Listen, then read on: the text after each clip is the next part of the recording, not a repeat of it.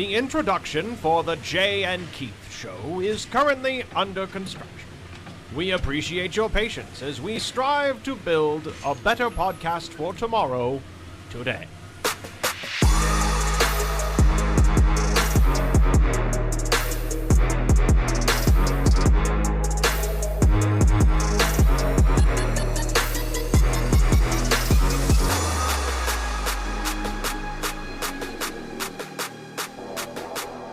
All right, Jay and Keith back with you on this Monday. ETSU victorious over VMI over the weekend. We got a lot to talk about with the Bucks. We got a lot to talk about the Southern Conference, and we won't really break down ETSU Mercer, but certainly you're going to talk Mercer Bears because they rolled Western Carolina, maybe one of the worst bowl predictions in the history of mankind. Yeah, that did not go well for you. It really, that was just, I felt bad. I was just like, man, I knew I was right, but I didn't think it. Sometimes it's just bad to be that right. I don't want to make other people feel that bad. I almost made up for it with Texas A&M, but almost does not count. Correct. Correct. Yeah. Pick six. Oof. I went 4-2. You went 2-4. That does not sound right. Neither of us hit the extra point. That was not right. That is what I want to recount of games that I said or didn't say. You are going to love the pick six this week. I don't know that I am. It is all about the college football sicko in all of us. That's what it's about. Okay. I'll tease that for Thursday. College football sicko. Yeah, the sickos. You know about the sickos committee. Come on. I'm surprised you're not on the sickos committee. I am for various other things. I don't know if I am for football. Your favorite FBS team is Iowa. We know it. It's okay. Own it. Relish in it. It's okay. I could watch them play every day. It's a quick watch game. Them punt every day. It's a quick game. It's a good. The games that I like, 9-3, played field position, way the game's supposed to be. People huddle. There's things going on. It's not warp speed. Types of offenses and formations that nobody's ever heard of. I mean, what's wrong with an I formation? Yeah. A fullback. Speaking of fullbacks, how about Juan Martin now? Yeah, how about Juan Martin? One of my favorite guys, anybody that's been listening to my podcast and tend to mention, hey, Jay, you get a little overly excited when Juan Martin scores. You know what? Again, as I just said, talking about how I love a fullback. I like running the football. I like counters. I like things that somehow at 45 make me even older. I don't want to sound like Don Hellman, who thinks you should be, 3 tight ends and, never pass the ball whatsoever. But certainly I do like running the football. I think control the game, power, you can get the yards, you play finesse. ETSU's had some trouble getting third and shorts, but you put in Juan Martin, and they were creative, I thought, offensively and how they were able to utilize him, not just as a lead blocker, sometimes as a dummy. So normally you follow the fullback, right? You go to the ball. Sometimes it was he went the opposite way of the ball. Then they even play action and threw him the football. He even got a carry. So I thought it was great use of a strength that was left over from a Randy Sanders era team. I agree. And, I mean, to your point, North Dakota State ran a play with 4 fullbacks in the game against Youngstown State earlier this year and scored a touchdown on it. So that's your football right there. That's your kind of football. That's your brand of football. It is my brand of football. But, yeah, Juwan Martin, I mean, as far as that's concerned, I thought it was a fantastic wrinkle to add to the offense. It's something, it gave them a dimension that they had been missing, which is the ability to execute the power run game and to have a lot of different options out of the backfield, not just, Tyler Rydell turns left and hands to Jacob Saylors. Tyler Rydell turns right and hands to Jacob Saylors. You need a little bit more variety than that to keep defenses off balance about where the ball is going to go. And Juwan provides that ability. And he was converted from linebacker, I believe, to H-back once upon a time. So he's someone who has, I think, a really useful role to play in this offense. Is he going to be the star? Is he going to be the All-American? No, we all know better. That's Saylors is going to be the All-American in that backfield. But you don't just win games with All-Americans. They are good to have. They are useful. They are important. But they are not the only guys that deliver you the plays that win you conference titles, that win you playoff games. I mean, you can go back through last year. There were so many instances where it was somebody that didn't have national name recognition, that wasn't Saylor's, that wasn't Quay, made a big play, and that tipped the scales for ETSU to win a football game that ultimately paved the way to a SoCon title. I mean, Juan Martin threw a lot of blocks that led to touchdowns for he did. Holmes and Saylors, but also Randy Sanders would always break out at some point in time, not every week, but about every other week. It seemed like the play action, fullback in the flat, especially in the red zone, Juan Martin doing jumping jacks, because you're always worried about Holmes and Saylors, not really particularly worried about the running back who had, 5 catches and 4 for touchdowns. It's just they were very strategic when they used them. It was fun to watch them back out there. And, the offensive line, VMI struggled to stop people from running the football. Mm-hmm. So I had my concerns if ETSU couldn't run the football.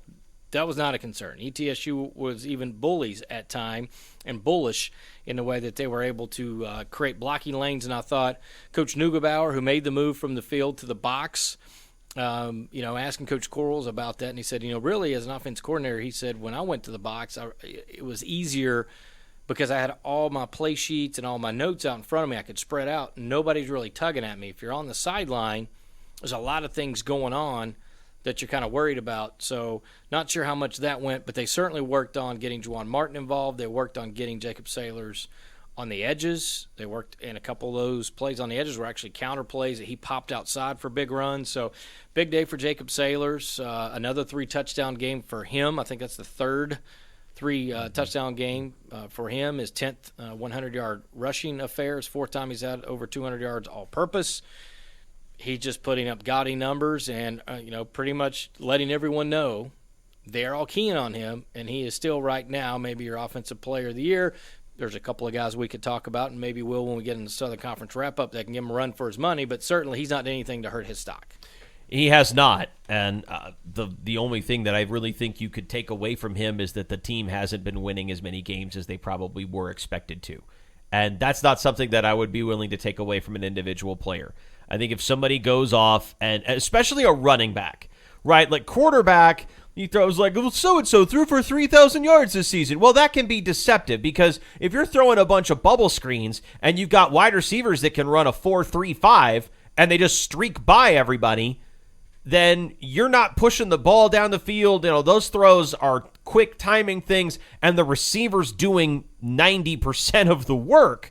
The running back does 100% of the running back's work. So I think he's right there in the mix for Southern Conference Offensive Player of the Year with the explosive games he's been able to have. And VMI was another one. And I know people you don't want to get too high, you don't want to get too low, or you want to keep an even keel. You didn't want to get too down after the loss of the Citadel. You don't want to get too high after you go on the road and you blow out a VMI team that clearly had some holes in terms of talent.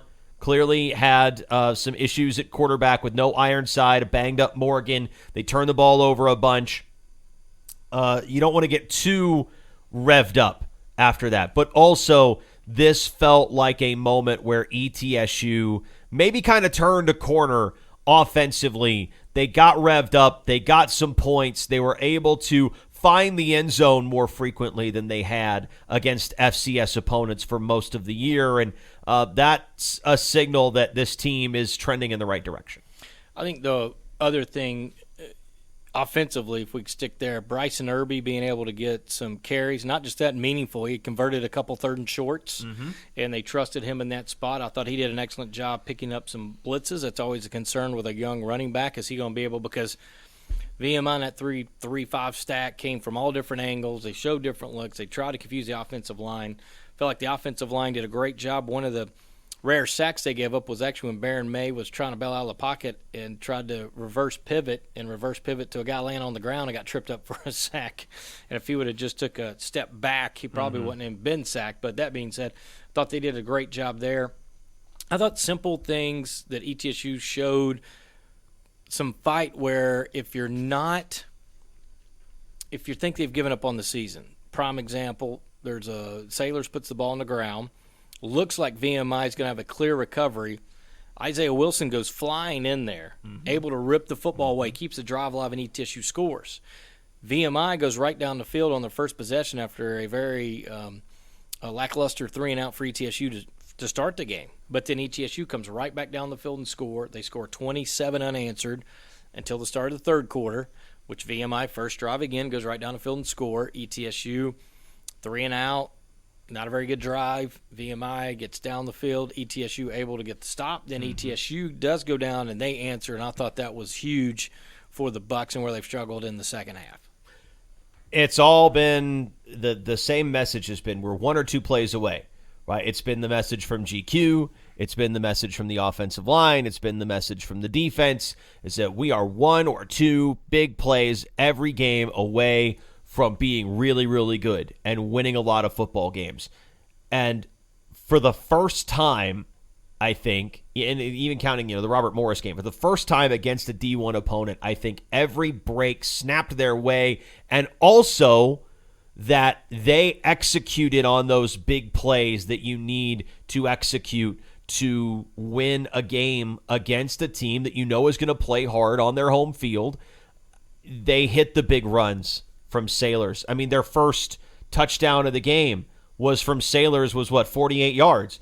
So I mean, those are the kind of plays that have been missing at times for ETSU this year. Rodney Wright's 86 yards scoop and score. It makes me so mad because you called it 90 on the broadcast, and I thought that's a school record for Rodney Wright, and it's 1 yard short of the longest fumble return in school history, and also 1 yard short of the longest fumble return for a touchdown in school history, as we learned this morning.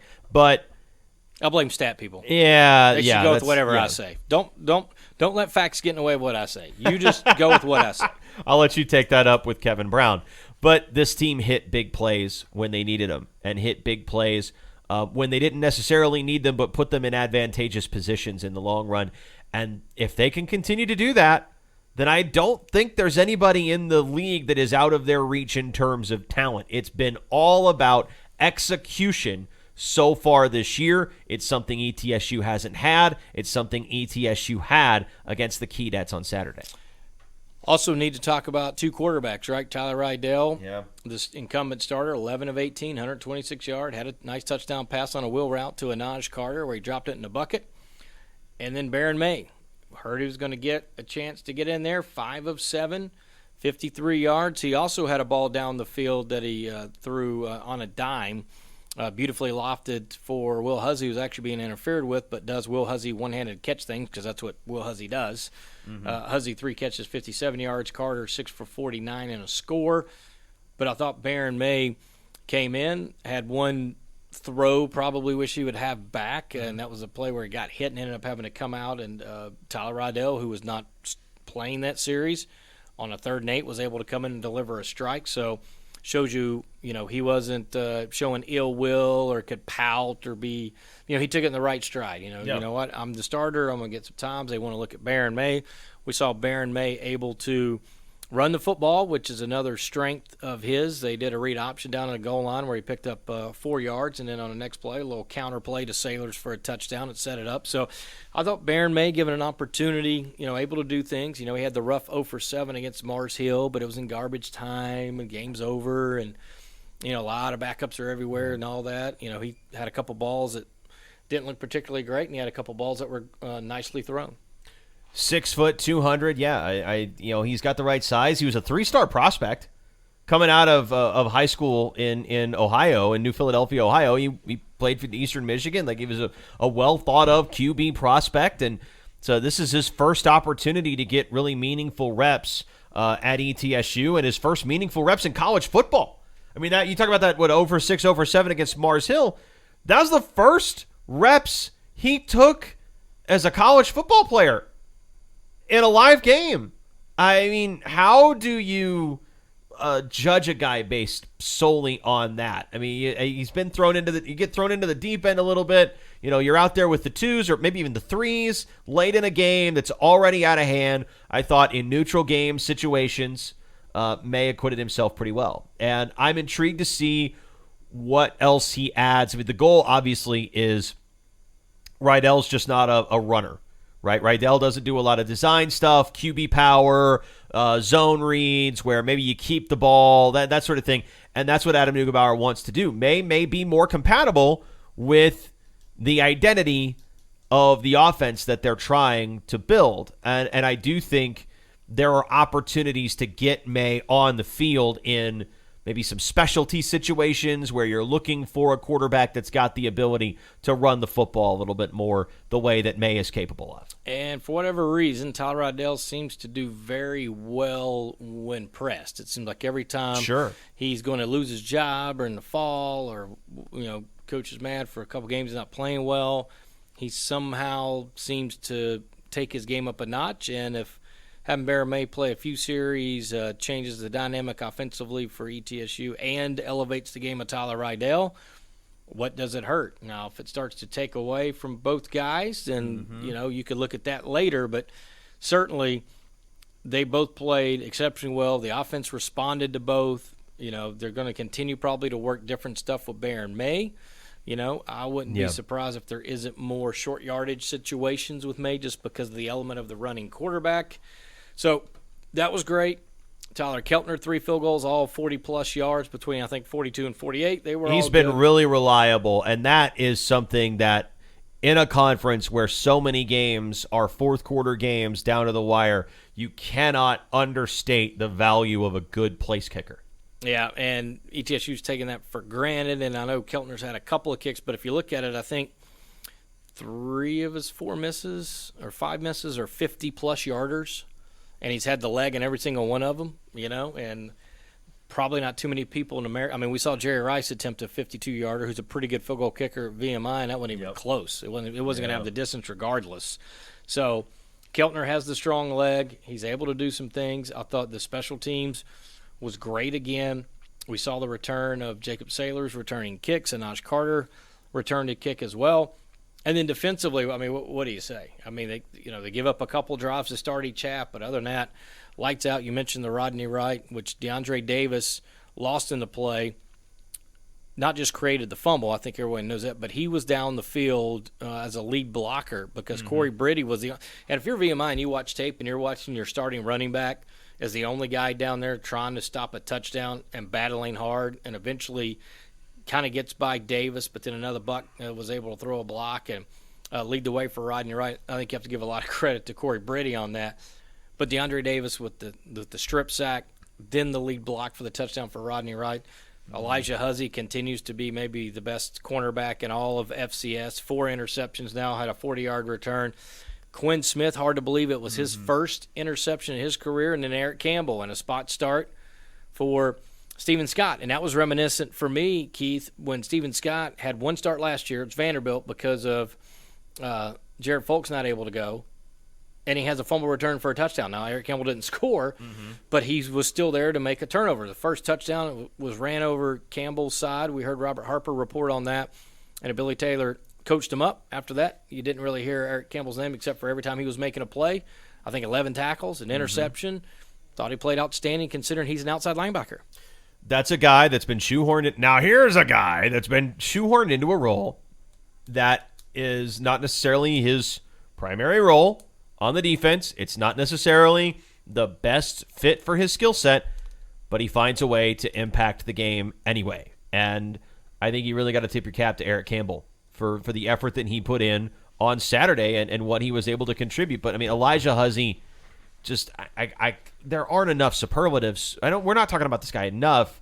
Huzzy is one of, looking at it here, 7 players in FCS with 4 interceptions. He's tied for 2nd in the country in total interceptions. He's tied for 7th with Sean Lewis of UT Martin in interceptions per game. So, and the guy that leads the country has 5, Maxwell Anderson, Weber State. He's got 5 picks, so it's not like Huzzy is out of reach. And I wonder, is Mercer the kind of game that Huzzy especially circles this week? Is he have a target on Fred Payton to get an interception off a guy who has not thrown a pick yet this year, who's gotten away with a couple of throws, but has not thrown an interception yet this year? I think Huzzy is going to be motivated. I think this whole defense is motivated, and they feed off each other. When Chandler Martin makes a big hit, the whole defense is fired up. When Elijah Huzzy gets the ball back, the whole defense is fired up. It's really fun to watch this group play together as a unit. And I think even when they're in situations where they get tired and they just it's tough to keep the energy up. It's tough to keep pushing forward and trying to drive an offense backward. Even then, there's still such a great camaraderie and chemistry with this group on defense that everybody seems to fire everybody else up. Regardless of who's making the play, they all benefit from it. It just shows you when ETSU can create turnovers. Just in general, every team you see it, but ETSU is always fed off their defense, especially when you have different guys make plays. Like, it's another thing when Elijah Huzzy has yet another interception, right? He's kind of been there, done that. But to see the guys celebrate Eric Campbell's interception, Quinn Smith had not had an interception and had said, I think I'm going to get one today. And then when he got one, you could hear it on Robert Harper's mic when the guys are just, tackling him basically. You got it, you know what I mean? Like, they're just so excited. And then when you get somebody scoring that you don't normally see. Harold O'Neal against Robert Morris on the block punt, right? Yep. He's got like all of 3 tackles in his career, and he gets a touchdown. And all of a sudden you see Rodney Wright. He gets one on the board. So all of that stuff with the takeaways, incredible. That was the most takeaways ETSU had in a game, 4, going back to 2018 when they took 6 away from VMI. Yeah. So the last 5 games against VMI, they've got 15 turnovers. 4 of those 5 games are a win. All 15 turnovers came in the win. So the one game they lost makes sense. VMI didn't turn it over. So defense always a catalyst for ETSU. Jacob Saylor's career high rushing attempts, 29 on 178 yards. His 178 marked the 3rd highest total in his career. It's only the 2nd most this year because he had another monster game, Robert Morris. 237 rushing yards, the 2nd most this season. Of course, the 290 at Robert Morris. Bucks average 6 yards per play. You look at all those good numbers. 46 rush attempts was a season high as well. 17 points off turnovers. And again, I brought it up. Bucks turned over 1 time, 0 points given up. VMI, the only team in the league that has not got a point off turnover. And it's not like they hadn't had chances, but no points off turnovers for VMI. Certainly the downfall, or at least trying to get back in the game, particularly when that fumble happened by Tyler Rydell. And in third downs, Keith, we talked about this a lot, but 7 of 15 for ETSU and 33 minutes time of possession. I mean, it was a game the Bucks should have won, and it was a game that they did what they should have done, which has not necessarily been true this season. Yes. I agree with everything you just said. All right. Okay, let's. I'm ready. I'm ready to talk about the other SoCon games. I'm ready to talk about the other SoCon.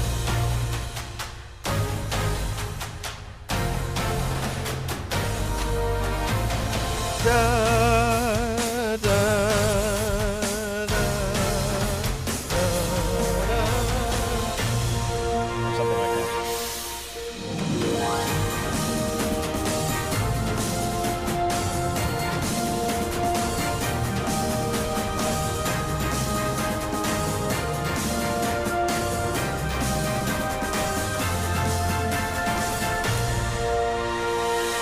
All right, let's talk about the game Keith has been waiting to talk about the entire day. It's Sanford and Wofford. Yes, I've been waiting for this one. Yes. Was that it? Was that the one? Well, let's get the other 2 out of the way. Sanford Wofford.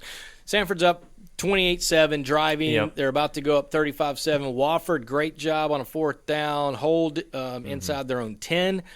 They go right down the field and score, and then they get the onside kick. They get to a situation, 3rd and kind of medium, then a sack. It's 4th and 10. They don't convert. It ends up being 28-14. But I'll give Wofford credit considering what happened to Josh Conklin on Thursday, where Josh Conklin did the most Josh Conklin thing I can think of. I'm out on a Thursday.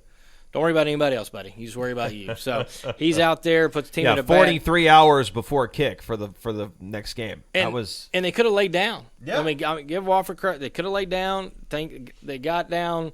First quarter was a little back and forth. I think there was no score, and Sanford started scoring, but it was 28-7. Could have been 35-7. They got it 28-14. Still struggling offensively, just 212 yards total offense, but I give Wofford credit. They didn't lay down. They kept battling, and backs against the wall, and we'll see where they go from there. We've seen other teams around the FBS that made a coaching change, and all of a sudden those teams are winning or being competitive. Georgia Tech, again, beat an undefeated Duke the other day, so it's amazing to see how that works. We'll see. Furman Citadel, kind of a blah. I think it was like a 10-3 game at half, and Furman able to win 21-10. But I think the big news there, and we debated on this on the broadcast when ETSU played the Citadel, when would we see the talented freshman Ahmad Green, who's a true triple option guy?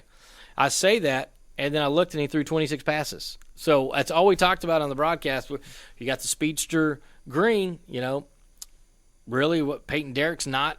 He went to App State because he could throw the ball. They went to Wofford because they thought they could throw the ball. Then he ends up running triple option Citadel. When they're going to get the young kid Green in? Well, they do now. And I nailed it because he didn't really – he did run the ball some, but clearly either 26 throws is a lot. He ran it 14 times, which was the most carries, so he did obviously triple option type stuff. But 26 throws for Citadel is not going to win you ball games if you're the Citadel. No, I take that to mean that the Citadel trailed for most of that game and didn't really have a choice. They had to throw it. They had to keep going. They were, but honestly, it wasn't that bad. They were down 7-3 at half. Then it was, then it's 21-3. I'll give you that. But they didn't get to there till mid-third quarter. Well, even then, that's a lot of opportunities to throw passes. You're talking about 26 passes. You could throw a lot of passes in 15, 20 minutes on the back end of a football game. So I think that's kind of where a lot of that probably came from, is trying to get back in the game, down multiple scores. But if you're the Citadel, you look at your win-loss record, and now, especially now, Furman, Mercer, Campbell, you're 1-4 overall with the App State blowout. This team is probably a team that can start looking like, okay, where can we find wins? How do we find wins? Probably got 2 or 3 on the schedule. You think you can beat Wofford. You better beat Virginia Lynchburg at the end of the year, and VMI as well in your conference finale.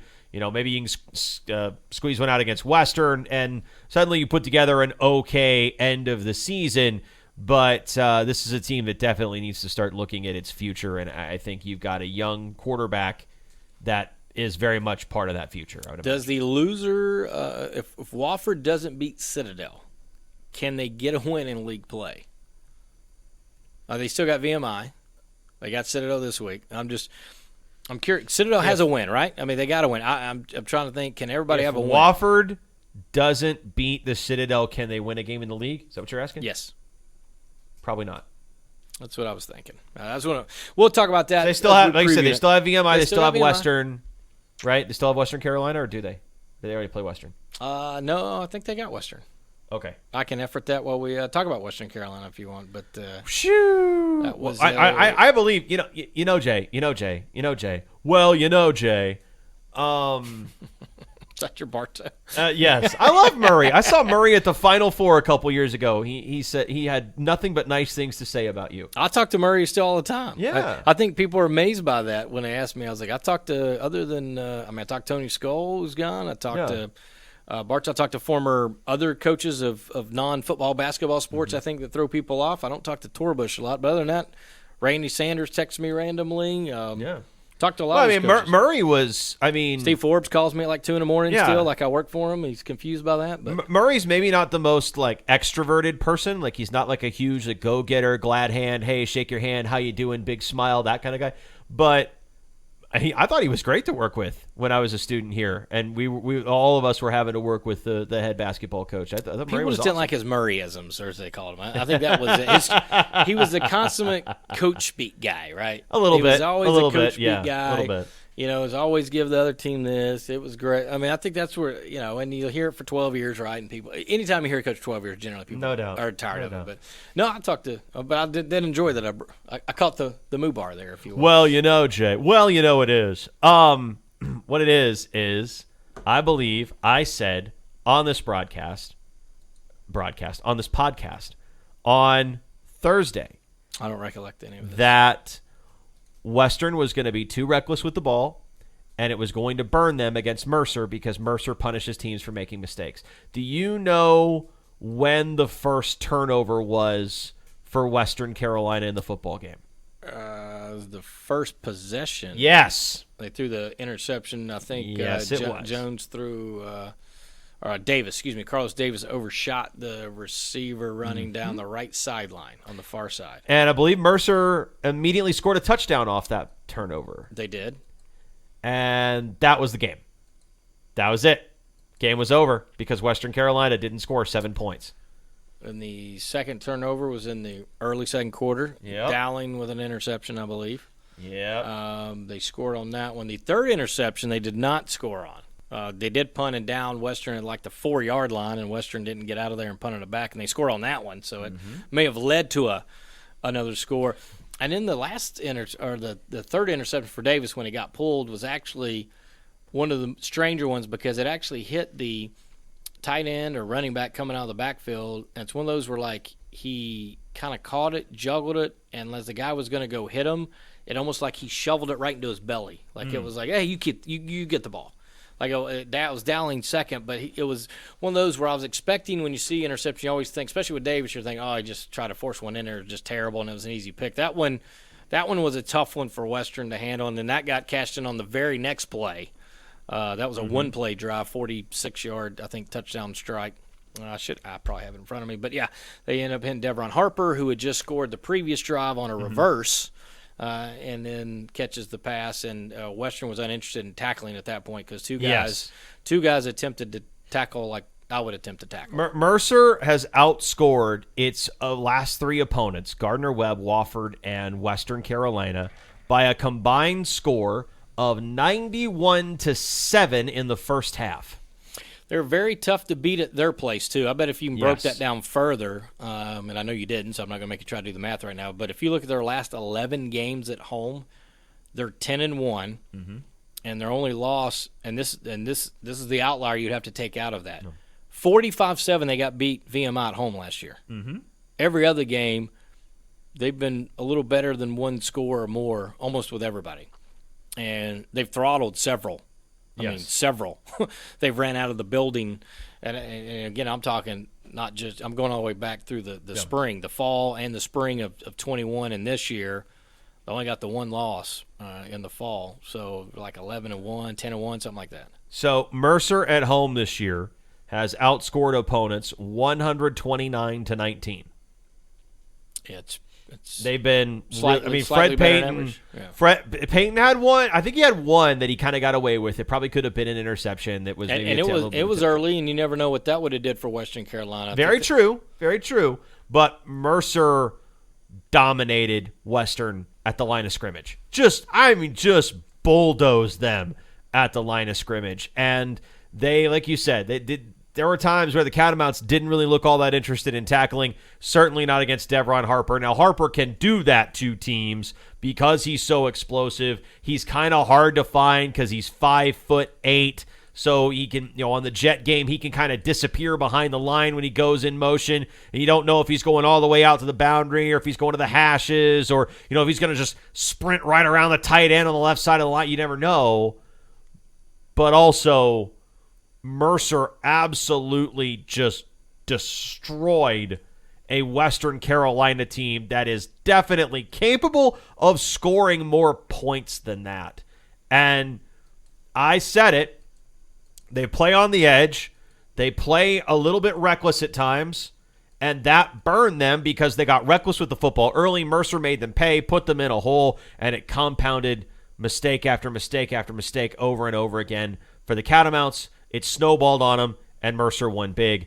And I'm not ready to plant my flag in the ground that says Mercer is the best team in the SoCon yet. Still, the toughest part of their schedule is coming because they've still got Chat, they've still got Furman, they've still got Sanford at the end of the year. Those games are going to be hard. And their next game.